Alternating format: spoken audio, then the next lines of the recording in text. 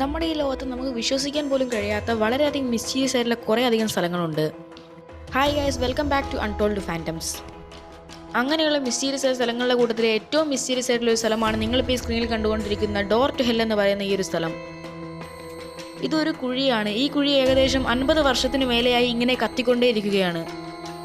ടർക്ക്മാനിസ്ഥാനിലെ കറാക്കും ഡെസേർട്ടിലാണ് ഈ ഒരു കുഴി സ്ഥിതി ചെയ്യുന്നത്. 1971 സോവിയറ്റ് യൂണിയനാണ് ആദ്യമായി ആ ഒരു ഡെസേർട്ടിൽ ഒരു പരീക്ഷണം നടത്തുന്നത്.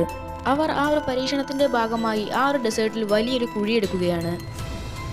എന്നാൽ പെട്ടെന്ന് തന്നെ ആ കുഴി എടുത്തുകൊണ്ടിരുന്ന ആ ഒരു ഭാഗം ഉടനെ തന്നെ കൊളാപ്സായി താഴോട്ട് വീഴുകയും ഒരു വലിയ ഗർത്തം അവിടെ രൂപപ്പെടുകയും ചെയ്തു. എന്നാൽ യഥാർത്ഥത്തിൽ അവിടെ ഉണ്ടായിരുന്ന അപകടം അതായിരുന്നില്ല. ആ കുഴി ഉണ്ടായ ഭാഗത്തു നിന്നും വളരെയധികം ടോക്സിക്കും എക്സ്പ്ലോസീവുമായിട്ടുള്ള ഗ്യാസുകൾ പുറത്തേക്ക് വരാൻ തുടങ്ങി. വളരെ രഹസ്യമായ പരീക്ഷണമായതുകൊണ്ട് തന്നെ ഇതാരും അറിയാതിരിക്കാൻ വേണ്ടി അവരൊരു ഡിസിഷൻ എടുക്കുകയാണ്.